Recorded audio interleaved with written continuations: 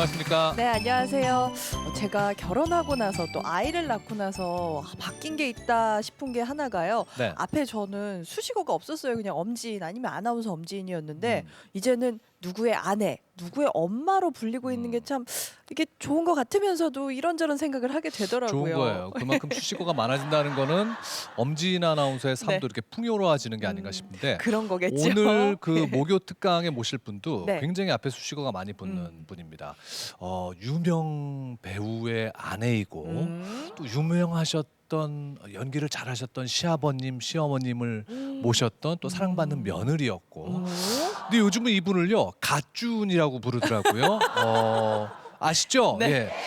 최민수 씨 머리 위에 계시는 분 똑소리 나게 살림을 네. 하시는 분. 여러분 강준 씨를 큰 박수로 맞아주시기 바랍니다. 자, 큰 박수로 모시겠습니다. 어서 오세요. 반갑습니다. 아니 안녕하세요. 그 저희가 TV에서 봤던 그 어머나. 강한 모습은 어디로 가시고 어머, 정말 오늘은 예. 근데 소개가 좀 부담스럽네요. 그래요? 과하게 소개를 예, 해주셔가지고. 아니 근데 정말요. 네. 저도 여러분들도 많이 요즘 텔레비전으로 많이 보셨겠지만은 그 야수 최민수 씨를 길들이는 진짜 조련사가 나오셨는데 요즘 아줌마들의 지지가 대단하죠. 그 요즘 우리가 예. 리얼 버라이티 예. 그런 방송을 하고 있는데요. 네.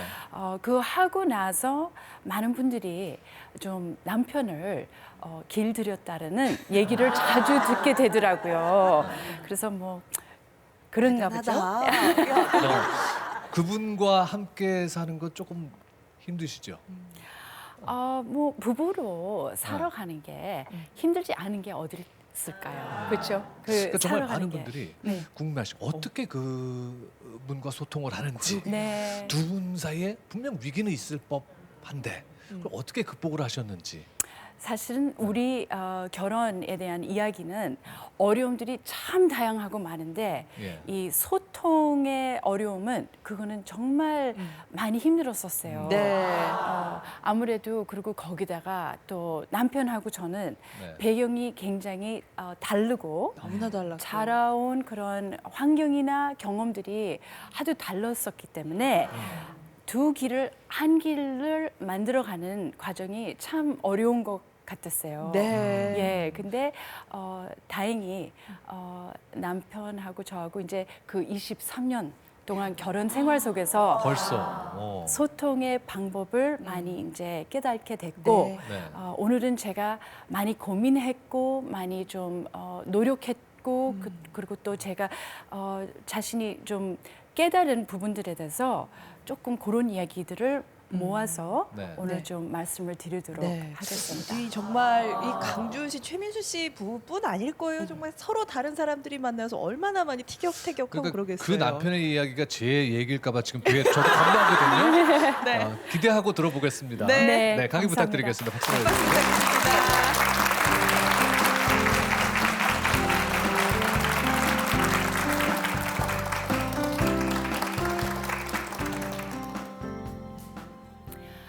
안녕하세요. 오늘 이렇게 귀한 자리에 뵙게 돼서 너무 반갑습니다. 제가 한국말이 많이 부족하기 때문에 제가 이해를 조금 부탁을 드릴게요.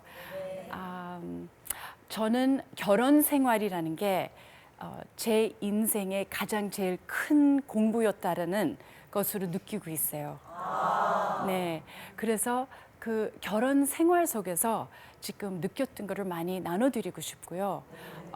제가 결혼 생활을 통해서 가장 크게 깨달은 게 그 살아가면서 정말 배우겠다라는 자세로 살아가는 게 건강한 자세라는 생각이 드는 거예요. 항상 마음을 넓히고 크게 이렇게 시선을 보면서 배우겠다라는 그런 자세가 있어야지만이 제 자신을 내려놓고 그래도 자꾸만 제 자신을 키워 나갈 수 있는 철이 들어 나갈 수 있는 그런 과정으로 저는 보고 있어요.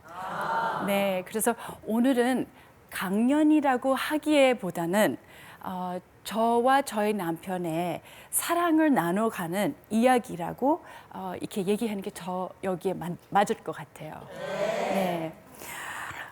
제가 처음에 남편을 만났을 때는 굉장히 부담이 많았었어요. 왜냐하면 대공인이고 대스타고 그때 당시에 아무도 저를 모르는 거예요. 네, 그래서 그리고 또 당연히 모를 거고요. 근데 저도 한 인격체고 저도 살아온 인생이 그때까지 있었고 자라온 과정도 있고 여러 가지 그런 게 다양하게 있었는데 갑자기 이 대스타하고 옆에 있다 보니까 바깥에서 다 저를 호칭할 때 최민수의 아내, 최민수의 부인 그런 식으로 저를 호칭을 했었는데요.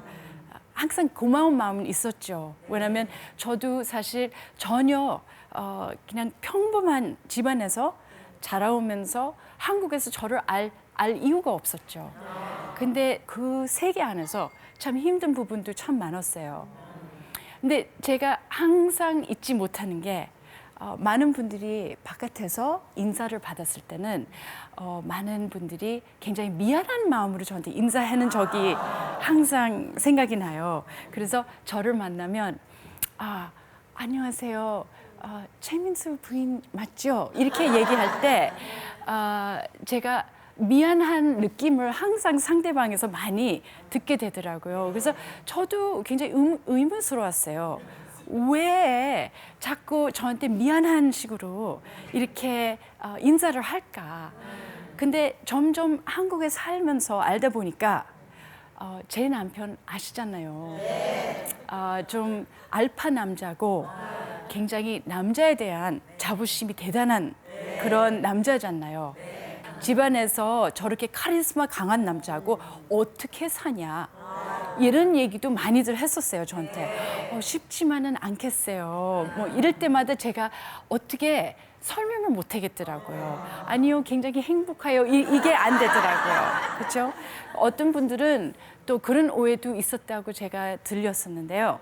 뭐 맞고 산다, 뭐 이럴 수도 있겠다. 그래서 제가 그게 전혀 아닌데 맞고 사는 사람이 그 남편인데 근데 그 얘기를 못 하겠더라고요. 그래서 늘 뭐 인터뷰에 나가던 뭐 어디 잡지책에 나가던 뭐 그럴 때마다 저는 늘 얌전하게 얘기를 하고 남편은 항상 남자답게 이렇게 얘기하니까 늘 그 이미지가 계속 키워나가 왔었다고 생각이 들어요.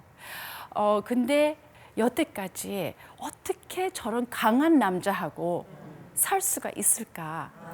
이런 질문들을 많이 들었거든요. 근데 우리가 20년 넘게 온전한 가족을 오송도송 이렇게 살아왔다고요.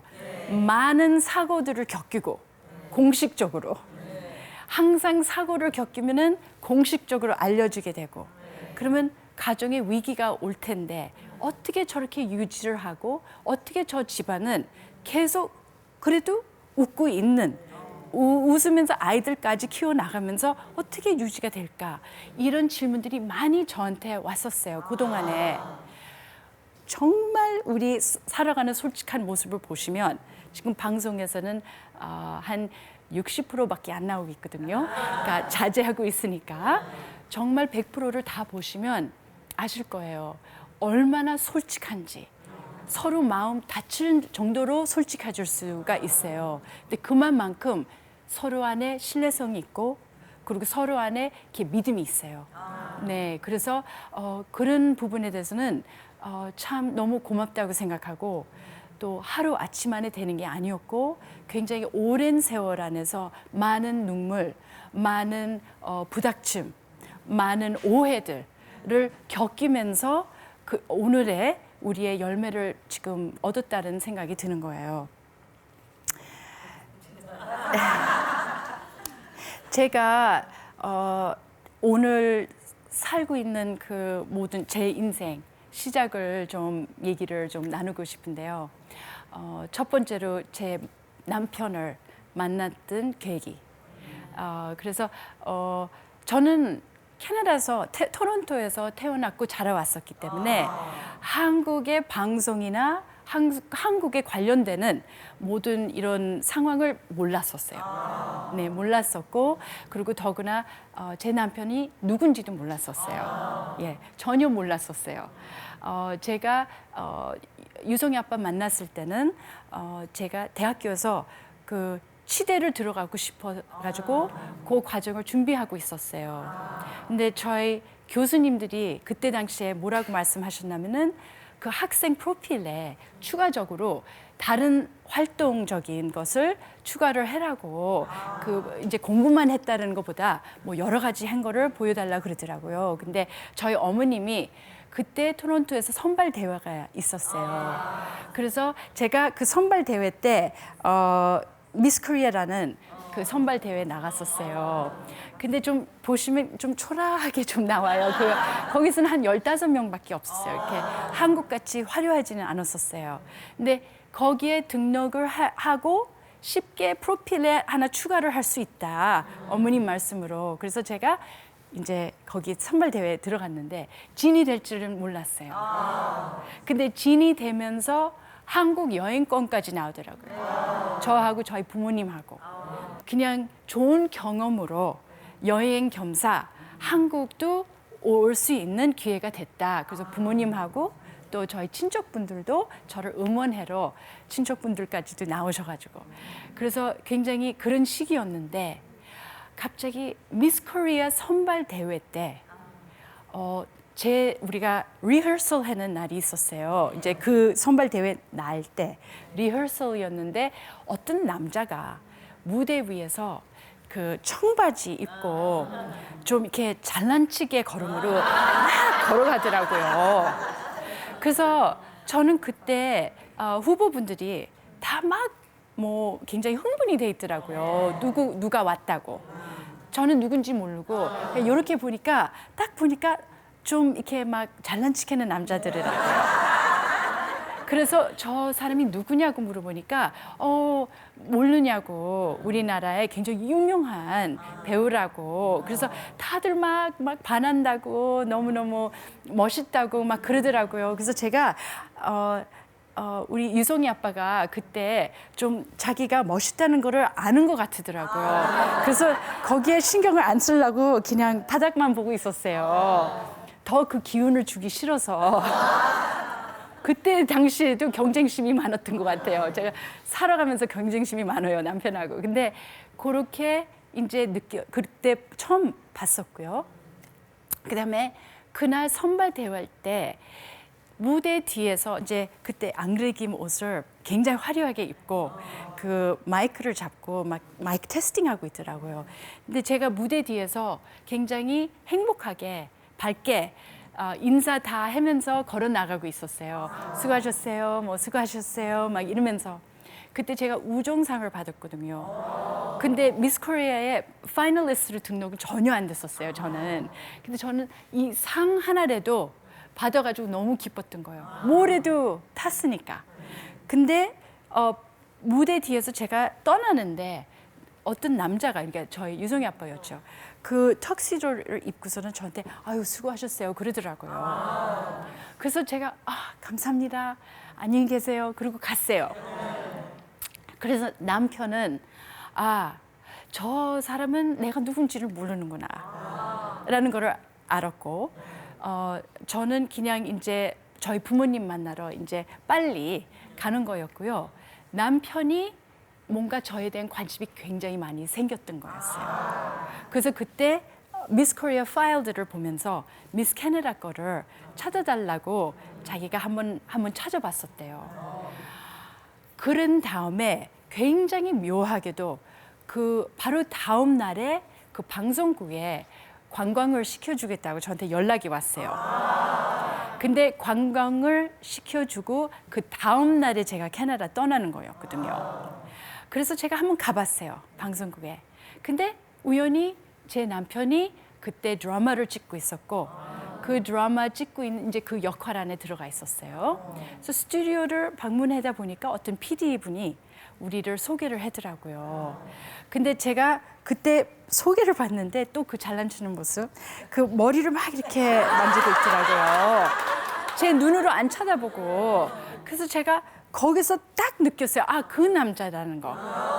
근데 막 머리를 막 이렇게 해서 제가 무대 뒤에서도 만났을 때도 저는 항상 악수로 만나거든요. 근데 그때 악수를 했을 때 저 손을 보더라고요. 좀 어색했는지. 그래서 방송국에서도 제가 손을 이렇게 내밀었어요. 안녕하세요. 그러니까 그때 머리 이렇게 정리하다가 쳐다보더라고요, 저를. 그러면서 제가 저는 미스 코리아 때문에 온 사람이라고 그냥 소개를 하고. 근데 남편이 이제 거기서 이제 헤어졌어요. 헤어지고 나서 제가 PD님한테 물어봤어요.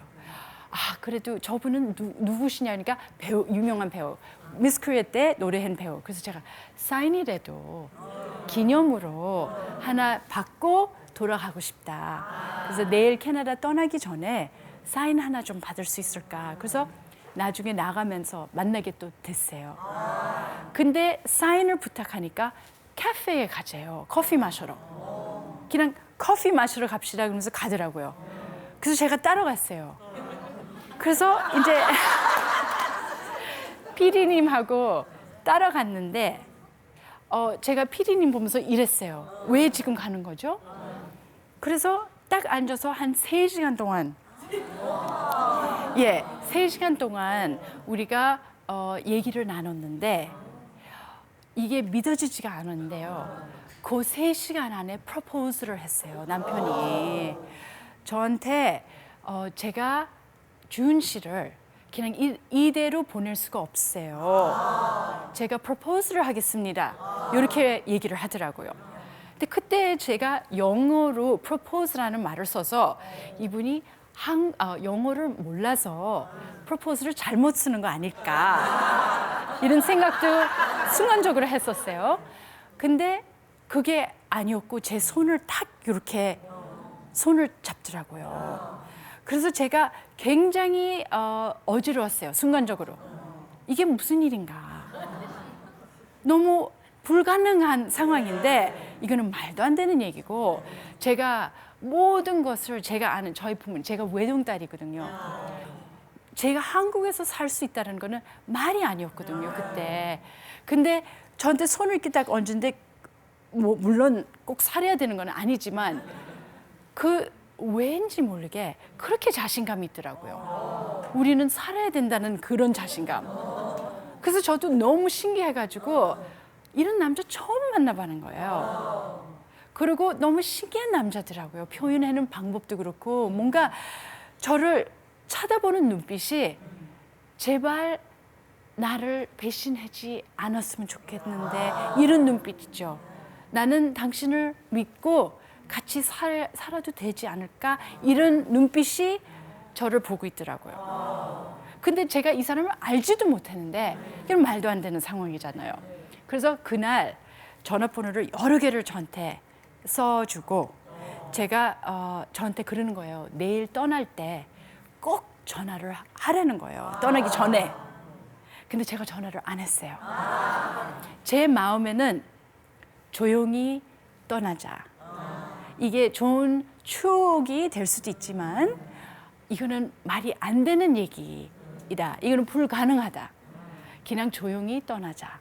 이 마음이 계속 반복이 되더라고요. 근데 남편이 조용히 떠나기 못하게 하더라고요. 그래서 그때 당시 김포공항이었는데 이제 그 다음 날에 이제 공항까지 갔어요, 제가. 그리고 우리 친척분 몇 명, 우리 다 공항 이제 떠나는 거를 기다리고 있었어요. 거기서 먹고 있는데 갑자기 밑에 그 로비 쪽이 다 보였었어요, 그때. 근데 저기 멀리서 계속 그 잘난 척 걸음으로 막 걸어오는 그 걸음 때문에 제가 알았어요. 제 남편이라는 거. 그 걸음으로 이렇게 걸어가는 사람이 보이는데 야구 모자에다가 선글라스에다가 막 사람들이 많이 또 따라오고 있더라고요. 제가 보면서 어머, 저 남자인 것 같다. 깜짝 놀란 거예요. 근데 에스컬레이터 쪽에 올라오고 있더라고요. 그래서 저는 저희 어머니하고 이제 친척분들이 같이 있었는데요. 저희 일어나서 그 에스컬레이터 앞으로 올라갔었어요. 그 인사를 받으려고 알았었기 때문에. 근데 저희 어머니나 친척분들이 그냥 앉으라고 이러지 말라고. 그래서 제가 아니 나 때문에 온 거라고.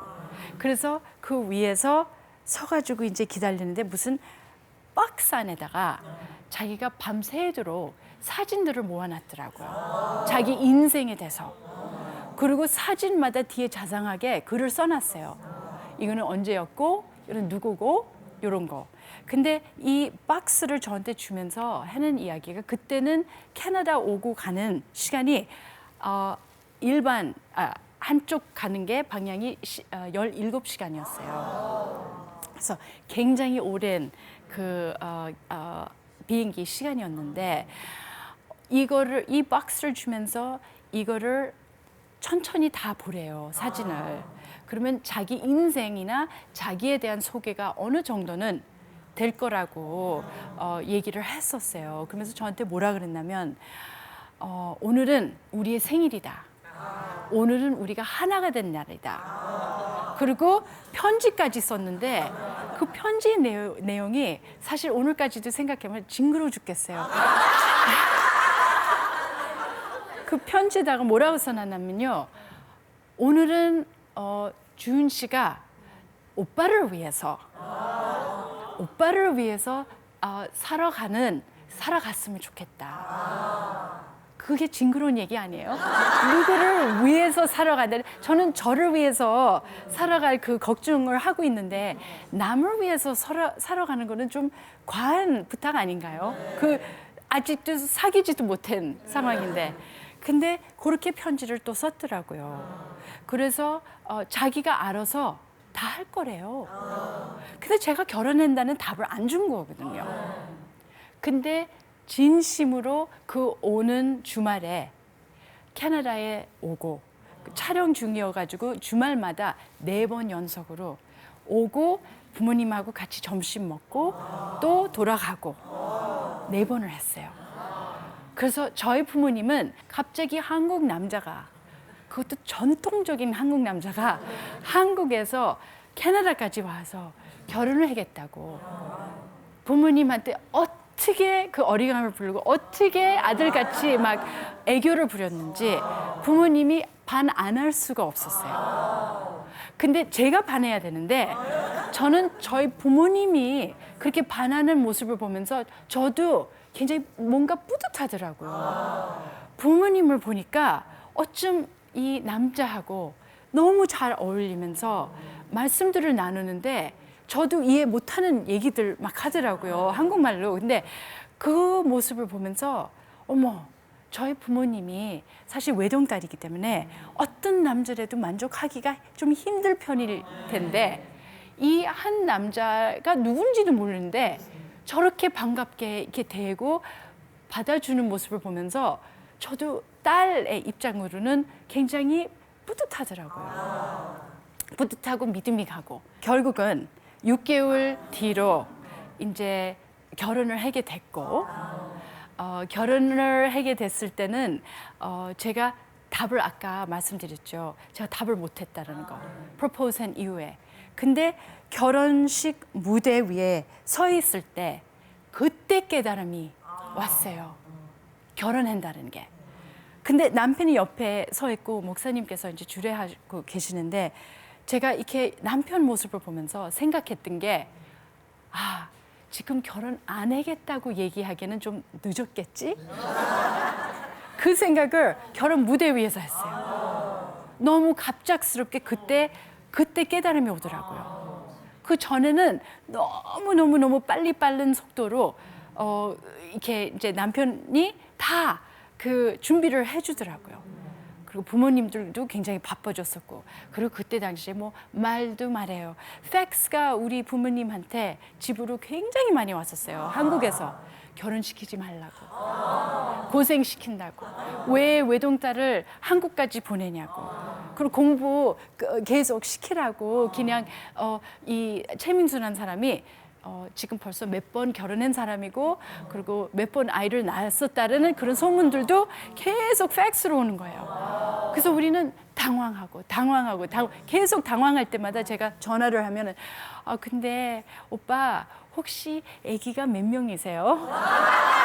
물어볼 때가 있었어요. 그러면 남편이 아니 준아 왜 그런 얘기를 해? 그러면 아니 누가 얘기를 했는데 벌써 아기가 몇 명이 있다고. 얘기 들었다. 그러면 남편이 항상 저한테 또 그 안심을 시켜줘야 되는 그런 과정이 됐었어요. 근데 요때쯤에 제가 사실 23밖에 안 돼가지고 굉장히 어린 나이잖아요. 그렇죠? 아무것도 모르는 나이인데 이 첫 결혼식의 첫 1년에 제가 이제 저희 시어머니를 모시게 됐었어요. 근데 제가 이제 한국에서 살다 보니까 알게 됐는데요. 시어머니 모시는 게 이렇게 막 신나는 일이 아니더라고요. 그렇죠? 그 표현도 거기에 맞지 않겠지만, 근데 저는 그런 문화도 몰랐고, 저는 그냥 오로지 저희 부모님을 떠나고 한국에서 부모님이 안 계시는 거예요. 그래서 어머님이 제 옆에 계신다는 게 얼마나 큰 위로가 됐었는지 몰라요. 그 첫 1년에. 근데 어머님이 많이 불편하셨기 때문에 치매가 있으셨고, 그리고 합병으로 여러 가지 당뇨 뭐 이러셨어요. 그래서 제가 강변인을 그때 당시에 많이 했었고요. 제가 어머님하고 굉장히 친한 사이였었어요. 그리고 굉장히 어머님이 저를 딸로 생각하고 같이 노래도 부르고, 제가 그때 한국 음식도 많이 배워가면서 어머님한테 이제 굉장히 싱겁게, 당뇨이시니까 싱겁게 딱 만들면서 어머니한테 먹여드리기까지도 했었어요. 그리고 굉장히 가까웠었어요, 어머니하고. 그래서 어머님이 항상 준아 너무 고맙다. 그래도 네가 딸같이 해주니까 너무 고맙다. 맨날 이렇게 말씀을 하셨는데 같이 침대에서 누우고, 제가 격이 없었거든요. 그리고 어떻게 보면 철이 너무 없는 그 며느리의 모습이었겠지만 그만큼 더 가까워질 수 있었다는 생각이 들어요. 근데 어느 날은 또 제가 어머님이 유명하신 분인지를 몰랐어요. 어머님도 그래도 옛날에 연기자이셨어요. 아시죠? 네. 근데 저는 몰랐었고, 그 같이 집에 있으면서 어느 날은 어머님이 비디오를 끊으면서 비디오를 같이 하나 보자고 넣더라고요. 그래서 앉아서 보는데 굉장히 무서운 시어머니 역할을 하는 그런 비디오를 꺼냈었어요. 그런 역할을 많이 하셨었나 봐요. 근데 그 비디오를 보니까 굉장히 어머님이 쌩쌩하셨을 때, 그러니까 너무 모습이 달랐었어요. 제가 같이 사는 어머니의 모습과 그 연기했던 시절하고. 근데 그거 보면서 제가 너무 놀래가지고 갑자기 어머니 옆에 쳐다보면서 제가 어머니, 근데 왜 어머니가 거기 안에 있어요? 그러니까 저보고 나도 연기자였어 그랬다고요. 그래서 제가 어머니 왜 근데 저렇게 무서워요? 그러니까 아니야 준아, 저거는 그냥 연기였어, 진짜는 아니야. 그래서 제 손을 꼭 잡더라고요. 그래서 같이 재밌게 그런 비디오도 같이 보고 그랬었어요. 저희 또 마찬가지로 저희 시아버님, 이거는 제 모습이 잘 안 보이는데요. 요게 우리 큰아들이 100일이었을 때, 요때 이제 우리 시아버님이 이제 그때 오셨었어요. 근데 그때 당시에 시아버님이 걱정이 많았어요. 저를 보면서. 아니, 너무 순진하고 캐나다에서 온 교포가 뭘 알겠고, 그리고 자기 굉장히 힘든 이런 아들한테 시집을 갔는데 어떻게 감당을 하고 어떻게 살까. 그래서 아버님도 굉장히 걱정을 많이 하셨더라고요. 근데 살아가다가 보면서 아버님께서 저를 굉장히 이뻐해 주셨어요. 그래서 아버님이 항상 저한테 뭐라고 말씀하셨냐면, 그래도 우리 준이가 참 그래도 가정교육도 제대로 받고, 그리고 굉장히 좋은 가정에서 살아왔기 때문에 민수를 안아줄 수 있구나. 그래서 아버님이 그런 말씀을 하셨을 때 너무너무 저를 많이 이뻐해 주시고, 그래서 제가 그런 기억이 있었어요. 그리고 추석 때도 우리가 이제 아버님 뵈러 가고, 이제 뭐 떡도 이제 맞춰서 이제 갖다 드리고 막 그랬었어요. 아버님이 굉장히 좋은 추억들이 그런 게 남아 있어서 너무 감사해요. 근데 두 분께서 너무 일찍 돌아가셨던 게 참 안타깝고, 그래서 제가 이런 모습을 보면은 참 너무 아쉬운 게 많아요. 제가 유성이 아빠하고도 요즘 그런 이야기도 많이 나누고 있어요. 예를 들어서 정말 부모님이 살아 계셨으면 물론 두 분이 헤어져 있는 그런 분들이었지만 참 우리 살아가는 모습을 너무 기뻐하셨겠다. 예. 그리고 제가 모처럼 정말 부모님하고 굉장히 친하게 지냈었을 거라는 생각이 들고 부모님이 제 편이 많이 되셨을 거라고 생각이 들고 굉장히 재밌는 가족의 시간들을 가질 수 있었던 거를 못 가졌다라는 그런 아쉬운 마음이 점점 많아요. 그래서 그런 아쉬움들이 항상 제 마음에 좀 있어요. 제가 결혼 전에는 저에 만한 꿈이 얼마나 많았겠어요. 그렇죠? 제가 앞으로 살아가고 싶은 뭐 계획이 많았었어요. 근데 제가 지금 인생 살아와 보면서 뒤로 보면 전혀 제가 계획된 대로 된 게 없더라고요. 그리고 인생도 좀 그런 면이 좀 많지 않은가요? 그렇죠? 우리가 계획을 아무리 열심히 해도 그대로 안 되는. 그리고 그 상황이 이루어질 때마다 우리가 받아주기 힘들어하는 모습들이 더 많잖아요. 왜냐면 우리 계획하고 안 맞기 때문에. 그래서 제가 아까 처음에 말씀드린 것 같이 정말 마음을 크게 열리고 배우는 그 자세로 이렇게 열려놓는 게 제일 가장 좋은 방법 아닐까. 그러면 우리가 예상치 못하는 상황까지도 좀 받아줄 수 있는 그런 여유가 생긴다는 생각이 들어요.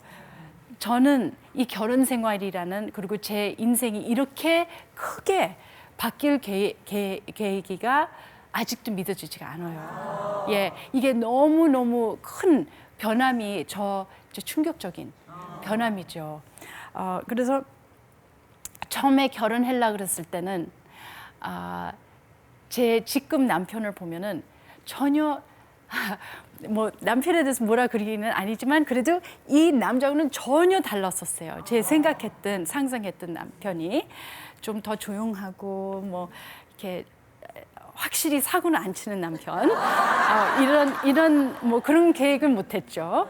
그래서 너무 색다른 남자를 제가 만나게 돼가지고 아까 야수 말씀을 하셨는데 그는 사실은 우리가 야수와 미녀의 테마하고 너무 비슷하다고 항상 느껴왔어요. 근데 우리가 처음에 결혼했을 때 남편이 이제 왜 몰랐겠어요. 제가 외동딸이고 이렇게 멀리 자기만 믿고서는 한국까지 나왔는데 남편이 아마 굉장히 미안한 마음이 많았었어요. 저희 부모님한테 이제 딸을 뺏겨가는 그런 이제 멀기 때문에 그래서 우리가 그때 결혼하고 나서 신혼여행을 갔었어요. 근데 그 신혼여행 때 보통 부부끼리만 가잖아요. 저희 부모님까지 다 초청을 했었어요. 그래서 우리 4명에서 신혼여행에 갔어요. 신혼여행에 가고 그리고 호텔방도 같이 연결되는 호텔방을 찾았어요. 그래서 문 열고 우리 같이 카드놀이도 하고 부모님하고 너무 좋은 시간을 그때 갖게 됐는데 저한테 너무너무 힘들었던 그 순간이 그 신혼여행 때 부모님이 먼저 일찍 서울로 돌아가셨어요. 그 다음에 캐나다로 빨리 가셔야 돼가지고 거기서 이제 헤어졌어요. 신혼여행하는 장소에서. 근데 저는 온 세상이 그냥 무너지더라고요. 그 순간에 그 실감이 너무 크게 느껴지더라고요. 아, 이제서야 나의 새로운 나의 독립된 인생이 출발이 되는구나. 그게 어쩌면 그렇게 무서운지. 그리고 믿을 사람이 이 남자예요. 근데 아직도 낯선 거예요. 우리 둘 다. 그래서 그때 부모님하고 이제 그 공항에서 이제 헤어지는데 너무 힘들어서 굉장히 많이 울고 당연히 많이 외롭더라고요. 부모님만 의지를 하고 살아온 제가 갑자기 부모님이 없으시니까. 그래서 굉장히 새로운 그런 이제 인생의 출발이 됐죠. 근데 인생의 출발 안에서 그 충격이라는 게 끝이 없이 계속 생기더라고요. 그게 충격의 여행이라고 볼 수도 있죠. 그렇죠? 그래서 이제 제가 이제 에피소드를 말씀드리면 처음에 결혼해서 94년도에 첫 번 크리스마스였어요. 우리에게는 결혼하고. 근데 그 크리스마스 때가 너무 충격같이 잊어지지가 않아요. 근데 어떤 상황이었냐면 제가 자라오면서 크리스마스를 굉장히 풍부하게 느꼈어요. 제가 이제 그걸 몰랐어요. 그때 당시에는 그냥 크리스마스다 생각했는데 항상 저희 부모님은 크리스마스 트리도 크게 하나 이제 아주 장식을 너무너무 이쁘게 하고 집안 장식도 막 해놓으시고 많은 가족분들이 꼭 우리 집에 오시고 선물도 항상 많고 또 뭐 맛있는 과자도 만들고 정말 그림 같았어요. 근데 그거 안에 익숙해서 제가 자라다 보니까 그게 특별한 거를 못 느꼈어요. 근데 한국에 와서 94년도 크리스마스, 잊지 못하는 크리스마스, 그때는 집안에서 아무도 없었어요. 장식도 없고 크리스마스 트리도 없고 불 하나도 없었어요. 정말 깜깜한 그런 공간이었었어요. 저에게. 그리고 남편도 없었어요. 그때 당시에 남편이 모래시계 촬영을 하고 있었어요. 우리가 결혼하고 나서 모래시계를 촬영하게 됐는데 거의 못 봤어요. 항상 촬영하느라고. 그래서 크리스마스 때는 정말 외롭더라고요. 그리고 제가 부모님한테 전화를 해서 그 메리 크리스마스 인사를 해야 되는데 못 하겠더라고요. 하면은 막 울 것 같고 또 부모님이 제가 슬프고 외로운 거를 알면 안 되잖아요. 그래서 그게 감추지가 않을 것 같아서 제가 굉장히 자제를 하고 그때 전화를 못 하겠더라고요. 나중에는 너무 신나게 지내고 있어서 전화를 하는 거를 잊어먹었다고까지 얘기했어요. 근데 그날에 실제로 진행됐던 일이 어땠었냐면 제가 너무 외로웠고 그때 이제 남편이 늦게 들어왔어요. 그때 한 7시 저녁이었나 그래요. 근데 왜 늦었다고 생각하냐면 그날이 크리스마스였거든요. 근데 아무것도 뭐가 없는 거예요. 선물도 없고 아무것도 없어요. 근데 촬영을 너무 힘들게 하다가 집에 왔는데 제가 너무 슬퍼 보이는 거예요. 그래서 남편이 물어보는 거예요. 우리 준이 왜 오늘 이렇게 얼굴이 무거우냐 그러니까 그래도 오빠 오늘 크리스마스인데 우리는 트리도 없고 아무것도 없는데 무슨 크리스마스가 이런 크리스마스가 있을까. 그러니까 남편이 너무 놀라가지고 갑자기 그 친구분들하고 동생분들을 막 전화하더라고요. 막 전화하면서 명령을 하더라고요. 빨리 형수 선물 하나씩들 들고 오라고.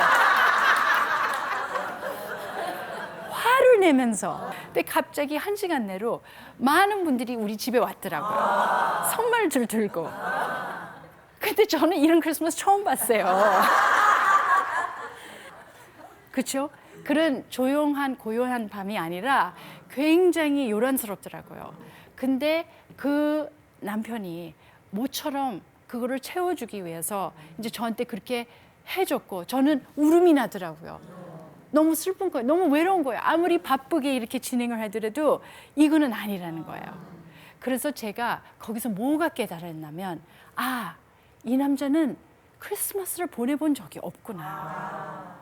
그리고 오히려 제가 이런 계기 통해서 제가 경험해온 크리스마스의 그런 모든 상황을 제가 이제 이 사람에게 좀 새롭게 이렇게 좀 보여줄 수 있겠구나. 그래서 그 이후서부터는 제가 항상 크리스마스를 제가 여태까지 그 경험해온 환경을 항상 만들었어요. 그래서 과자도 이쁜 거 막 만들고 트리도 사고 그리고 장식도 막 해놓고 그래서 남편이 이런 저한테는 굉장히 평범한 크리스마스지만 남편에게는 너무나도 기적 같은 그런 상황으로 느끼더라고요.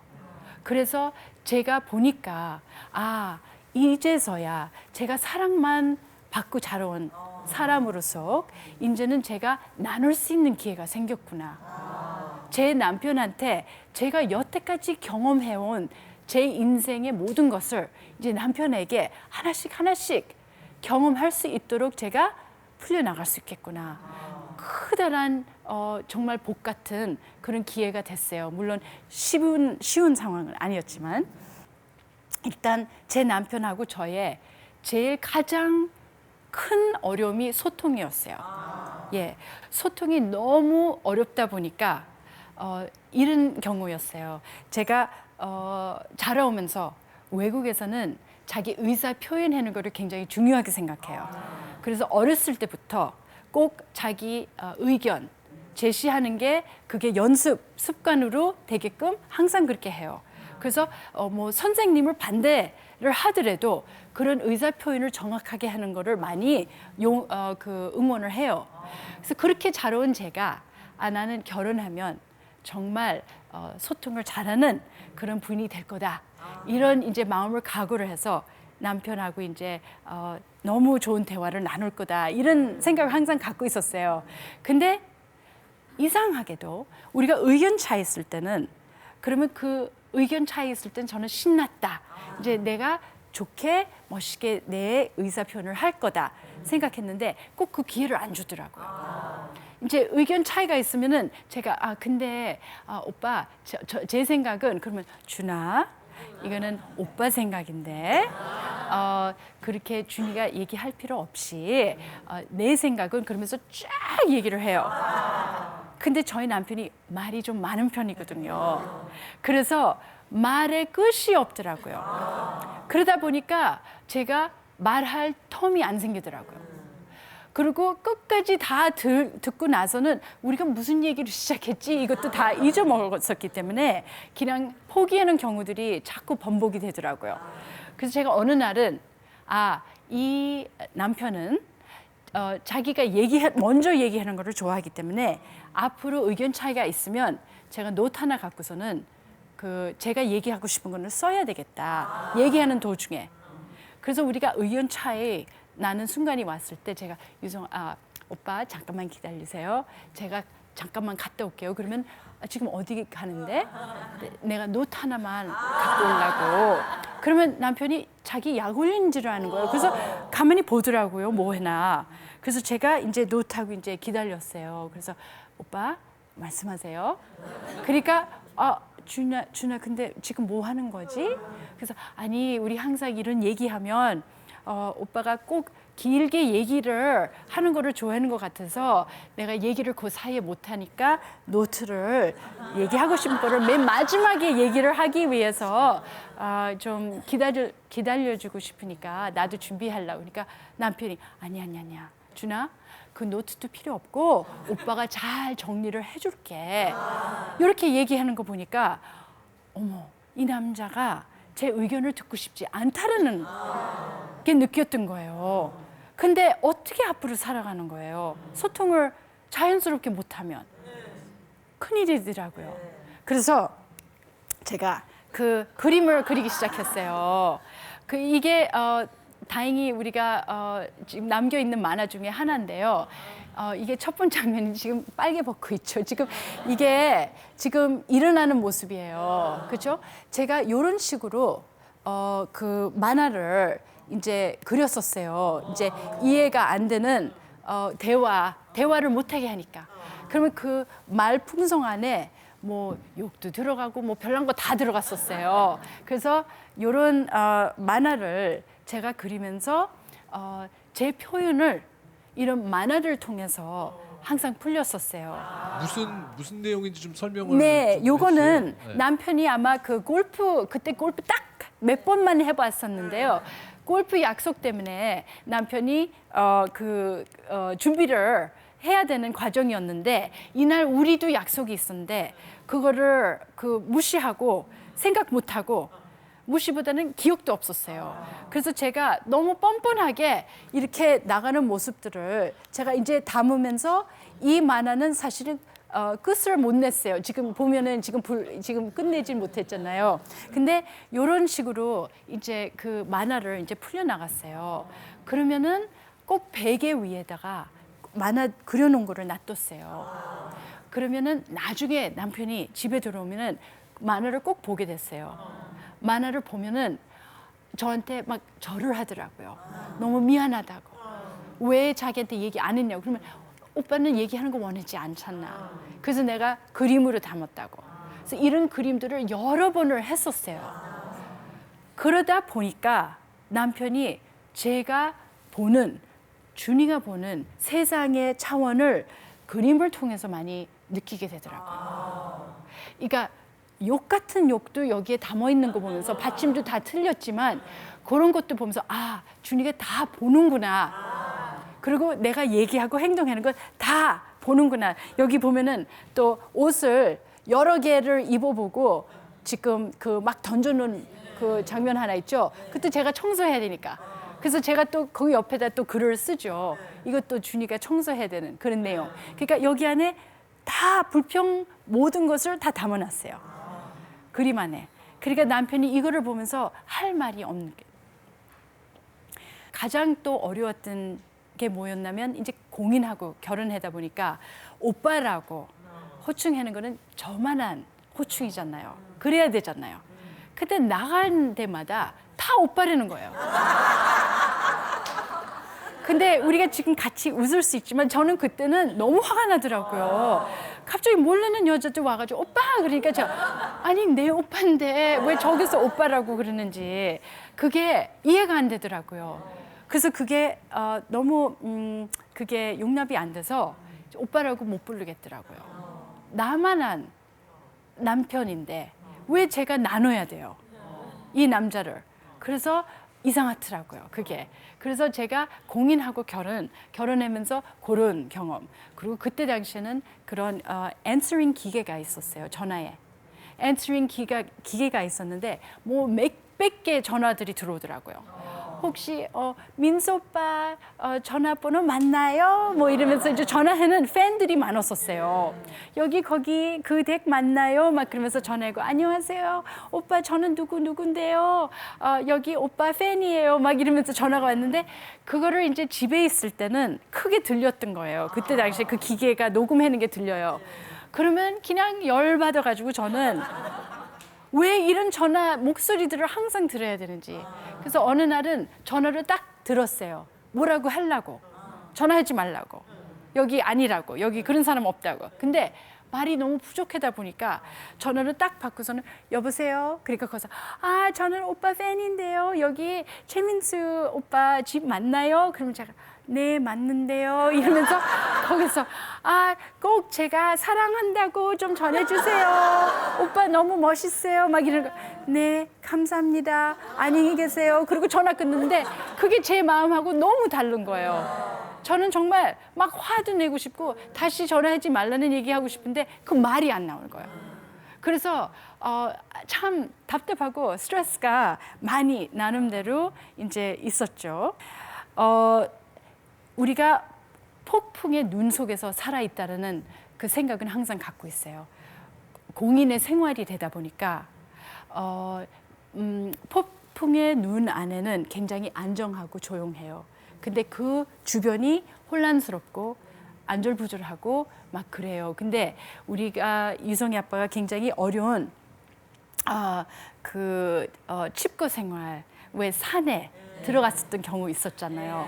근데 뭐 여러 가지 상황들도 있었지만 그거는 이제 많은 분들이 아니까 그때 당시에도 이제 산에 가서 살겠다고 얘기했을 때는 저도 남편의 마음이 이 가족에 피해를 주고 싶지가 않고 자기가 나름대로 이제 산에 가서 살면 우리만한 공간을 좀 이렇게 보호하고 싶었던 마음으로 갔었어요. 근데 몇 년 동안 산에 샀을 때는 저도 똑같이 배려를 해줘야 되겠다라는 마음을 먹고 남편한테 그런 공간을 꼭 주고 싶었고 그래서 지금 뒤로 보면은 그런 어려운 순간에서도 같이 배려할 준비가 돼 있었고 서로 믿을 수 있는 그런 준비도 되어 있었고 여러 가지 그런 이제 우리만한 유지할 수 있는 그 폭풍의 눈 속에서 우리만한 가정을 이렇게 보호할 수 있는 상황들이 생겨가지고 너무 감사했었어요. 근데 굉장히 어려운 그런 이제 상황을 이제 겪었었죠. 제가 남편하고 소통하는 법에 대해서 잠깐만 말씀을 드리면요. 저는 막 잔소리하는 그런 부인이 되고 싶지 않다는 거를 옛날부터 생각했었어요. 왜냐면 우리가 잔소리하려면 한두 끝도 없잖아요. right? 남편에 대해서 더구나. 근데 제가 남편에 대해서 잔소리 하려면 제대로 하려면 굉장히 끝이 없을 텐데 몇천 번을 제 자신이 죽고 자제를 하고 그 남편의 의견하고 전혀 안 맞지만 만약에 100개 중에서 99가 안 맞았으면 그거를 다 자제를 하고 한 번을 항상 기다려왔어요. 제가 그 정말 필요했을 때 정말 이거는 내고 할 수 없는 상황이다. 그런 상황만 정말 제가 싸우면서 제가 아주 그런 기회를 고를 때 이제 썼어요. 근데 그런 기회 때도 세게 얘기하고 가르쳐주는 뉘앙스로 아니었고 항상 본인한테 부드럽게 얘기를 하거나 별로 큰 일이 아닌 것 같이 그렇게 얘기를 해는 법으로 제가 굉장히 노력을 해왔어요. 그러다 보니까 남편이 이제 쉽게 이렇게 안 막더라고요. 항상 무슨 얘기를 하려고 그러면 진중하게 들어주고. 근데 그게 이미 제가 몇천 번 죽었었기 때문에 그런 이제 여유가 생겼다고 저는 봐요. 제가 마무리로 제가 말씀드리고 싶은 게 우리 아들들이 사실 제가 결혼 생활 속에서 저나 저희 남편에 대해서 부부로 살아가는 그리고 가정이 살아가는 모습에 대해서 평가에는 제일 날카로운 평가인들이라고요. 우리 아들들이 우리를 제일 잘 아는 평가인들이 우리 아이들이라고요. 그래서 제가 큰 아들이 고등학교 다녔을 때 졸업하는 해 때 제가 물어봤어요. 제 욕심으로 너무 알고 싶었어요. 참 우리가 독특한 생활을 겪어오고 또 공인의 생활에서 살아가는 우리가 이제 최대한 아이들한테 좀 정상적인 생활을 살 수 있도록 굉장히 노력은 나름대로 해왔는데 자기네들도 이제 그 자기 친구들이 살아가는 모습들도 볼 거고 비교가 또 되는 상황들도 있을 거고 항상 제가 마음으로 엄마로서 우리가 과연 제대로 우리 아이들 앞에서 제대로 보여준 부모였나 이런 게 항상 의문스러웠어요. 굉장히 알고 싶었고 근데 큰아들한테 제가 한번 물어봤어요.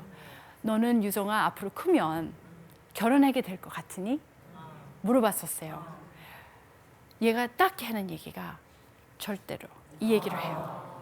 그 얘기했을 때 제가 너무너무 실망스러웠어요. 제 자신에 대해서. 유정이 아빠에 대해서도 화가 나더라고요. 갑자기. 지금 잘못한 거 없는데. 그 자리에서 제가 너무 깜짝 놀랐던 거예요. 우리가 실패를 했구나. 뭔가 아이들 눈에서는 이 부모는 제대로 된 부모도 아니고 우리 가정도 좀 제대로 돼 있지 않다. 이렇게 생각을 하는구나. 그래서 막 그런 걱정을 했어요. 그래서 제가 또 물어봤어요. 유정아, 그래서 우리 결혼의 생활이 너의 마음에는 안 들었다는 얘기냐? 그러니까 저보고 놀라면서 하는 얘기가 엄마, 전혀 그게 아니고 나는 아빠하고 엄마가 갖고 있는 관계 그대로 똑같이 보증할 그런 똑같은 관계를 가질 수 있다면 나는 지금이라도 결혼할 수 있어. 그러니까 물론 이제 표현의 방법으로 이제 아들이 그만큼 이제 그 보증이라는 표현을 썼지만 아들이 그만큼 엄마 아빠에 대한 존중함 그리고 우리에 대한 사랑이나 아끼는 마음이 그만큼 있었다라는 표현을 했었던 거고 너무너무 감사하다고 얘기를 하더라고요. 엄마의 아빠의 모습은 정말로 사랑하는 모습이고 정말 친구 같고 우리한테도 친구같이 해줘서 너무 감사하다고 그런 얘기를 하더라고요. 그래서 너무 감사한 그런 오늘에 우리가 도착을 했는데 이거는 마지막이고요. 저는 그런 생각을 해요. 오늘은 지금 우리 부부가 살아가는 사랑을 나눠가는 이야기를 제가 오늘 하게 됐는데요. 앞으로 더 많은 분들이 더 다양한 사랑 나누는 이야기들을 더 많은 이런 기회나 공간이 만들어졌으면 좋겠다고 생각하고 있습니다. 네, 여기에 제가 끝을 낼게요. 예, 박수 쳐주십시오. 고맙습니다. 아니, 오늘 함께 해주신 분들도 궁금한 점 많으실 것 같아요. 네, 어떤 네. 분부터 질문해 주실까요? 네. 남편의 있는 모습 그대로로 인정해 주시고 계신데요. 그래도 남편의 그 바뀐 모습을 이거는 좀 고쳤으면, 고쳤으면 좋겠다. 좋겠다. 아직도. 사실은 사람하고 사는 게 원래 제가 결혼하면서 항상 느꼈던 게 인간은 인간하고 사는 게 아니었구나. 너무 힘들기 때문에. 그러니까 이제 그거는 무슨 얘기냐면 남편이 바뀌었으면 좋겠다는 게 정말 제 뜻대로 한두 가지가 아닐 수도 있죠. 그렇죠? 끝이 없을 수가 있어요. 그거는 저의 탓인 것 같아요. 그러니까 제 자세가 어떤 건지. 저는 얼마 전에 남편이 이제 머리를 자르게 됐어요. 근데 그게 3년 동안 제가 고생 엄청 많이 했어요. 왜 고생했냐면 이미 저는 포기를 했어요. 머리를 정말 바닥까지 기를 수도 있다는 각오까지 했었어요. 왜냐면 예술인이기 때문에 누가 알아요? 어디까지 기르고 싶은지. 그래서 저는 그만큼 훈련이 됐다고 생각이 들어요. 정신적으로 그냥 내려놓는 거예요. 남편을 남편답게 살게끔 제가 존중을 해야 된다는 거. 그래서 제가 바뀌자고 하는 게 맞지 않다고 생각이 들고 이 남자는 한 예술로서 얼마나 많은 색깔들을 표현하고 싶겠어요. 그러면 저는 적어도 옆에 사는 파트너로는 이 남자가 자기가 보여주고 싶은 다양한 색깔들, 어떤 색깔이라도 다 색깔 비치게끔 도와주고 싶다는 거. 그리고 물론 제 마음에 생각해 보세요. 그냥 주릉주릉 뭐 이렇게 입은 것도 어떤 때는 그냥 집에 쫓겨나간 사람 같이 옷의 모습도 있고 저도 좀 멋지게 이렇게 하는 모습도 나가고 싶은데 그거 기다려다가는 제가 병이 생길 것 같아서 저는 그냥 내려놓는 그런 과정이에요. 그래서 머리 잘랐을 때도 굉장히 놀랐었어요. 저도 예. 요즘 결혼하는 걸 두려워하고 힘들어하는 젊은 사람들이 많잖아요. 해주고 싶은 말 있으신지? 네. 두려워하고 생각을 그렇게 하는 것 정말 맞는 것 같아요. 저는 그런 공간이 있었으면 좋겠어요. 그거는 하지 말라는 게 아니라 우리가 너무 결혼에 대한 개념이 너무 이렇게 꽃밭으로만 생각하면 안 된다는 거. 정말 결혼할 사람은 내가 가장 제일 깜깜한 곳에 같이 걸어 들어갈 수 있는 사람으로 생각해야 된다고 생각이 들어요. 그게 저의 파트너라는 거. 그렇죠? 그래서 누구도 저한테 그런 얘기를 했었으면 지금만큼 충격은 안 받았었을 것 같아요. 근데 그게 맞는 것 같아요. 결혼이라는 거는 가장 어두운 속에 가장 깜깜한 희망 없는 곳에 같이 손잡고 들어갈 수 있는 사람. 그게 결혼의 나의 파트너라. 네, 최민수 씨와 결혼해서 가정을 꾸리신 후에 가족에 대해서 바뀌신 생각이 있으신가요? 결혼 전과 결혼 후에 가족에 대한 생각이 바뀌셨는지. 네. 제가 요새 느끼는 게 제가 결혼 준비를 누가 결혼 준비가 돼 있어요. 그렇죠? 그런 결혼 준비는 예상치 못하는 상황들이에요. 자기도 상상도 못하는 상황들이 생기는 거잖아요. 근데 저는 제 자신이 이렇게 강한지를 몰랐어요. 그 강한 게 어떤 내용이냐면 인내심. 정말 제가 저를 내려놓고 참고 그리고 기다리고 그리고 조건 없이 그렇게 상대방에게 계속 이렇게 사랑을 해준다는 게 쉬운 일이 아니잖아요. 사랑이 해주는 게 제가 몇 번 죽어야 된다는 그런 얘기라고요. 근데 그런 거를 통해서 제가 제 자신을 처음에 제가 제 자신을 내려놓을 수 있었다라는 게 너무 감사하고 그리고 남편은 또 제가 이런 조건을 이제 기다리고 나한테는 언제 돌아올까 이런 마인드를 전혀 안 갖고 있었어요. 근데 아마 한 10년 결혼 생활하고서는 남편의 그 모습이 돌아오더라고요. 다 내려놓고 저한테 다 이렇게 이제 받쳐주는. 근데 그게 제가 부탁한 것도 아니고 너무 자연스럽게 그게 이루어지더라고요. 그래서 제가 너무 감사한 게 이 가정에 많은 변화가 생겼죠. 당연히. 왜냐면 우리가 두 사람이 한 길을 만들어 나가는 거니까 여기 안에서 과정들이 많이 바뀌었겠죠. 근데 우리가 같이 성숙을 해갈 수 있는 과정에 대해서 너무 감사하게 생각하고 있어요. 그래도 다시 결혼하신다면 최민수 씨랑 하실 건가요? 중요한 질문인데요. 지금 겨우 23년을 겪어왔는데 앞으로 또 한 20 몇 년, 20, 30년 더 살아야 되는데 지금 뭐 여기까지는 너무 고맙게 살아왔어요. 앞을까지 생각하고 싶지는 않지만 근데 또 열심히 계속 살아나가야 되잖아요. 누가 알아요, 그렇죠? 인생에 별난 경험들이 다 생기고 별난 위기들이 오기 때문에 저는 절대로 그냥 쉬고 있는 상태는 아니에요. 제가 지금은 너무너무 감사해요, 제 남편이. 그리고 제가 철이 계속 들어가야 된다는 생각이 많이 들고 있어요. 남편 덕분에 제가 사람이 됐다고 생각이 들어요. 그리고 남편이 너무 지금 이제 많이 더 아시게 됐지만 저를 사랑하는 거는 끔찍해요. 아직 그냥 끔찍한 사랑. 저희 부모님이 저를 사랑하듯이. 그래서 다시 결혼한다면 너무 영광이죠. 오늘 진솔한 말씀을 해주신 강준현 씨께 다시 한번 큰 박수 부탁드리겠습니다. 오늘 말씀 고맙습니다. 함께해 주신 분들께 드리는 선물 소개해드리겠습니다.